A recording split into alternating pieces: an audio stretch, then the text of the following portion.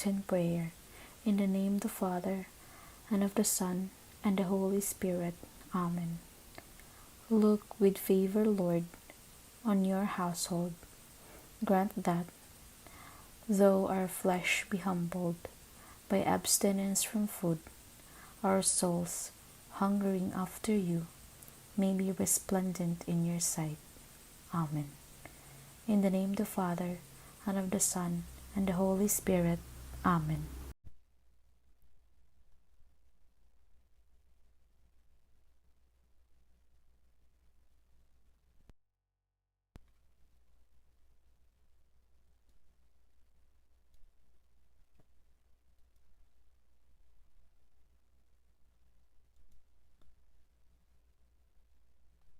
Ang mabuting balita ng Panginoon ayon kay San Juan, Kapitulo 3, versikulo 14 hanggang 21. Papuri sa iyo, Panginoon. Noong mga araw na iyon, sinabi ni Jesus kay Nicodemo kung paanong itinaas ni Moises ang ahas doon sa ilang, gayon din naman kailangang itaas ang anak ng tao upang ang sinumang sumasampalataya sa kanya ay magkaroon ng buhay na walang hanggan. Gayon na lamang ang pag-ibig ng Diyos sa sanlibutan, kaya ibinigay niya ang kanyang bugtong na anak upang ang sumasampalataya sa kanya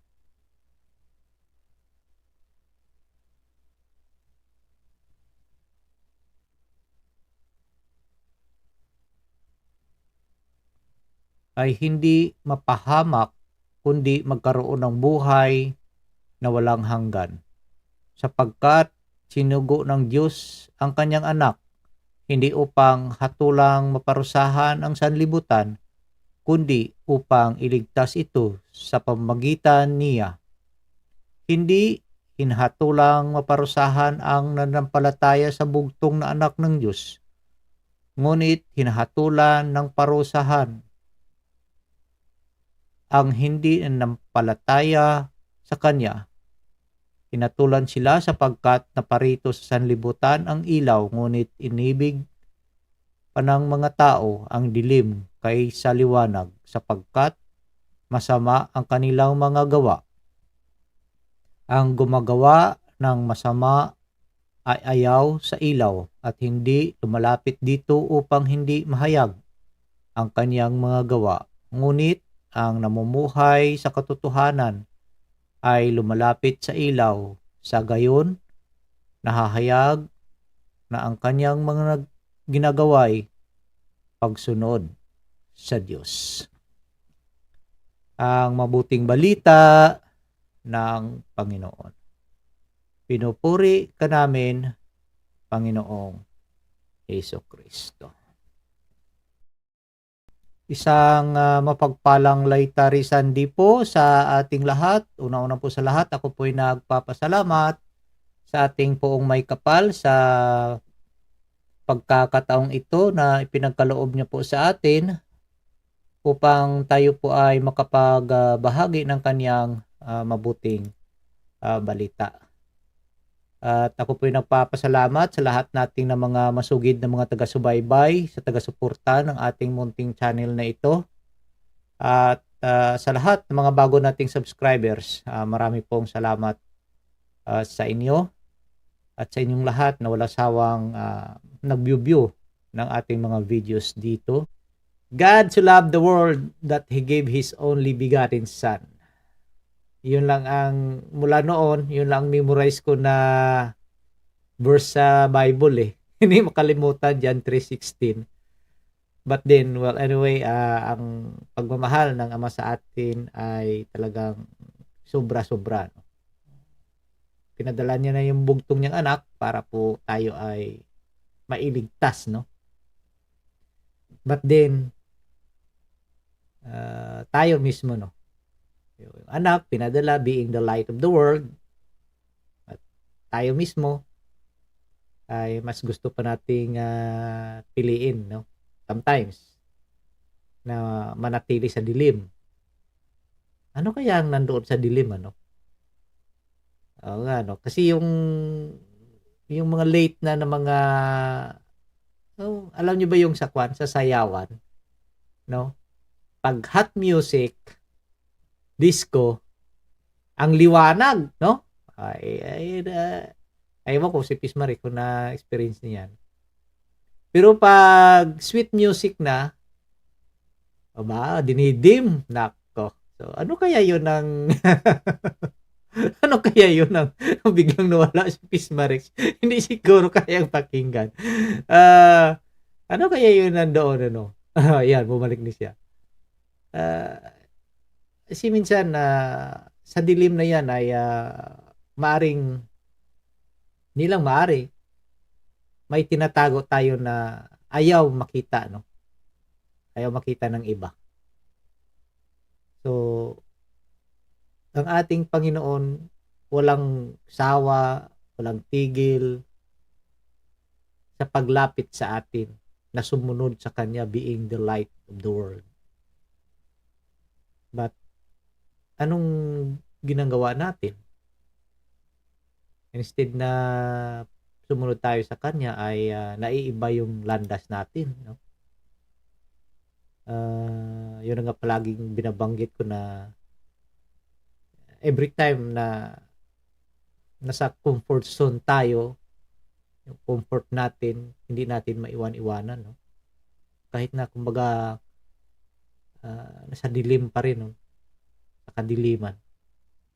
Because doon tayo nasasanay, eh. Hindi natin mabitaw-bitawan. Ba't din ang anak ng tao, anak ng Diyos, pumarito sa lupa para po tayo ay mabago. So kagaya nga ng nabanggit sa ating Ebanghelyo na kung papaanong itinaas ni Moises yung sarap serpent, ano? So yung anak ng tao ay itataas din na kung sino ang mananampalataya ay maliligtas, no? But hindi lang ito pananampalataya lang, belief, no? Your belief. Sa iba, manampalataya ka lang, ligtas ka na, eh. Hindi ganun. Dapat gagawa ka rin ng part mo. Gagawa ka ng kabutihan. Di ba? Tayo kasi, no? Simula noon, sa ating mga first parents, ay naging disobedience tayo sa Diyos, no? Pero ang Diyos ay walang sawang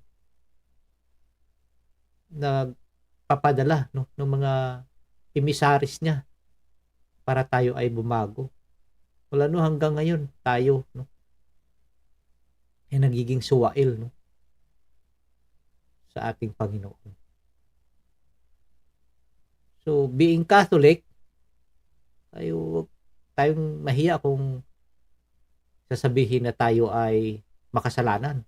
Of course, tayong lahat, no, makasalanan.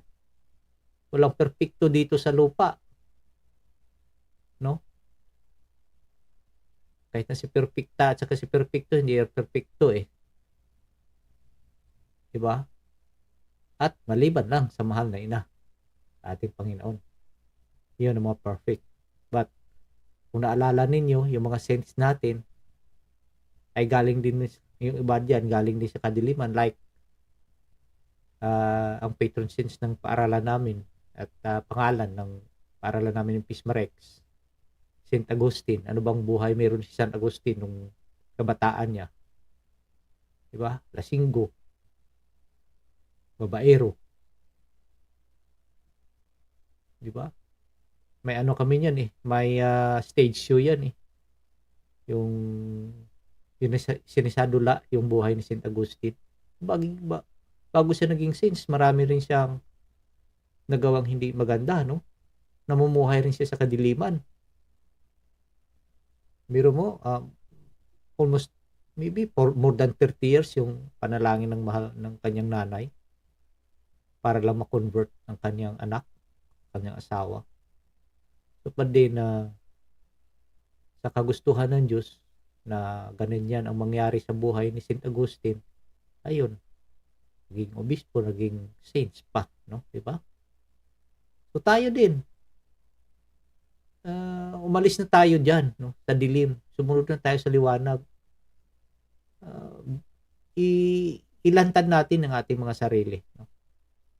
Para po tayo ay magiging visible, no, sa ating Panginoon, kung ano man ang ginagawa natin. Of course, literally, kahit nasa dilim ka, makikita tayo ng Panginoon eh. But din, paano ba yung ating kaluluwa if we are living on darkness, no? So ganun kadilim, hindi makikita ng Panginoon. Lalo na kung anong nandito sa ating puso. The darkness of our heart, no? So sometimes, kunting bagay lang, naiirita tayo, no? I don't know if you experience that. Naiirita tayo, no?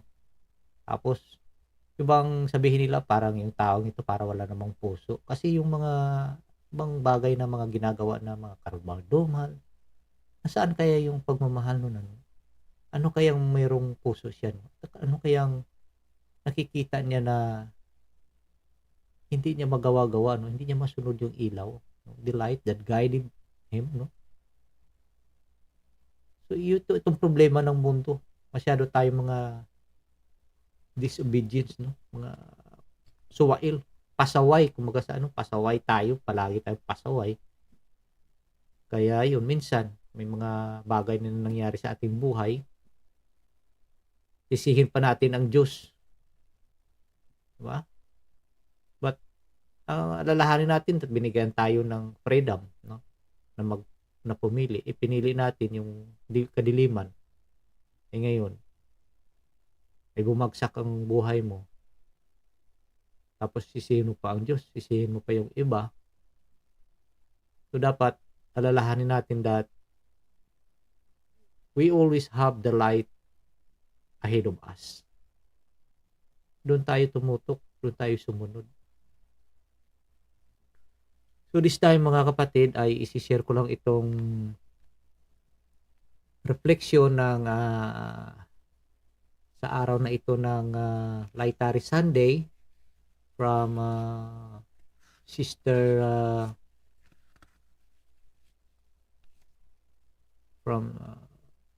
Sister Maria Prasetti Hakopkak. Siguro ko ito. German or whatever, no? Ito po yung part ng kanyang reflection.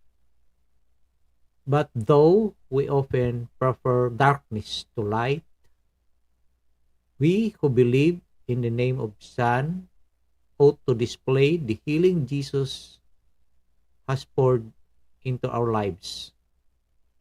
The same way a broken teeth visually mended by kintsugi displays the gold, we can boast of our brokenness because it manifests God's glorious healing, clearly seen as done in God. So ito yung reflection niya, yung ibang pagpi-fix ng broken bowl, no? Na yung crack na fix mo nga pero yung crack nandoon pa rin, pero yung healing, the brokenness, no, nandoon yung mga crack, yung broken parts, pero pinagtagpi-tagpi mo, so nandoon pa rin yun. But din kagaya ng pagdikit ulit yung may healing, no? So hindi man mabalik mo sa original, diba, yung life natin dahan-dahan ay mawawala din yung brokenness na yun. So mga kapatid, at dito the Sunday celebration of the Lord's Day and His Eucharist is at the heart of the church life. Sunday is the day on which the Paschal mystery is celebrated in light of the apostolic tradition and is to be observed as the foremost holy day of obligation in the Universal Church. Canon 1246, Section 1. Catechism of the Catholic Church, 2177. And I would like to share these prayers. Wise and gentle Father, thank you for sending your Son to heal all the broken places in my life when I am tempted to hide my wounds from Him. Give me the grace to accept my faults as an opportunity for you to work in my life, making me stronger and more beautiful than I was on my own. So, sa araw na ito or for this season, kailangan natin that i-offer natin yung araw natin for someone na ibang lumayo no sa ating pananampalataya. And i-share ko lang konti ang ibig sabihin or something like kung ano ba talaga ang Laetare Sunday, ano? So, Laetare Sunday, or which is the fourth Sunday of Lent, na tinatawag, o Laetare Sunday, the name comes from the first words of the entrance antiphon of Mass, Laetare Jerusalem. Rejoice, O Jerusalem, ibig sabihin nyo, rejoice. So, the fourth Sunday marks the halfway point of the Lenten season, even though the Thursday before Laetare Sunday is the actual middle day of Lent. This is the signs of joy are allowed on this day, expressing our belief in the hope that of the resurrection, and to inspire us, we continue our Lenten commitments to prayer, fasting, and thanks and almsgiving, symbolizing joy, rose-colored, no, hindi pink. Sabi ni Pismarek. Sabi daw ni Father, no, hindi pink, kundi rose. Rose-colored mass vestments may be worn instead of purple to indicate the contrast between Laetare and the other Sundays of Lent. According to the Roman Missal, instrumental music is permitted and the altar may be decorated with flowers. So the tradition using the color rose is thought to come from the tradition of the golden rose. At one time, popes sent golden roses to Catholic heads of state in Europe on this Sunday. The fourth Sunday of Lent was once called Refreshment Sunday, or the Sunday of the 5 loaves, for the miracle of the boy with loaves and fishes and the Gospel of John. The fourth Sunday of Lent was also previously observed as Mothering Sunday, and reference to Paul's second letter to the Corinthians, where the faithful are called sons and daughters of God. Families visited the church where they were baptized or made offering to the cathedral or mother church on this Sunday. So ito po ay from the Diocese of Lansing in Michigan. So mga kapatid, sana masaya tayo, no? Dahil nalalapit ng ating kaligtasan, no? Sa muling pagkabuhay ng ating Panginoon, pagtubos niya sa ating mga kasalanan. So yun lang po mga kapatid, marami pong salamat sa lahat ng mga sumusuporta sa munting channel natin na ito, sa inyong mga panalangin. Marami pong salamat. At naway sa araw na ito ng linggo ay nakapagsimba tayo, nakipag-partake tayo sa bangkitin ng ating Panginoon. At pag-confess din tayo, ano, or sa sinabi ni Pismarix na makapatanggap tayo ng Sacrament of Reconciliation. So sana naway ang Panginoong Diyos, ang banal na Espiritu ay gagabayan po tayo, buong membro ng ating pamilya, ilayo po tayo sa anumang kapahamakan at Huwag sana tayong mawalay at makapunta sa kadiliman. Sundin natin ang liwanag na siya pong gumagabay sa atin sa ating araw-araw na pamumuhay. At huwag lang po nating kalimutan na kumapit lang po sa patalim ang salita ng ating Panginoong Jesucristo. So marami pong salamat at God bless po everyone. Happy Laetary Sunday po sa lahat. Manalangin po tayo. Sa ngalan ng Ama, ng Anak, ng Diyos, Espiritu Santo. Amen. Spirit of wisdom and understanding, enlighten our minds to perceive the mysteries of the universe in relation to eternity.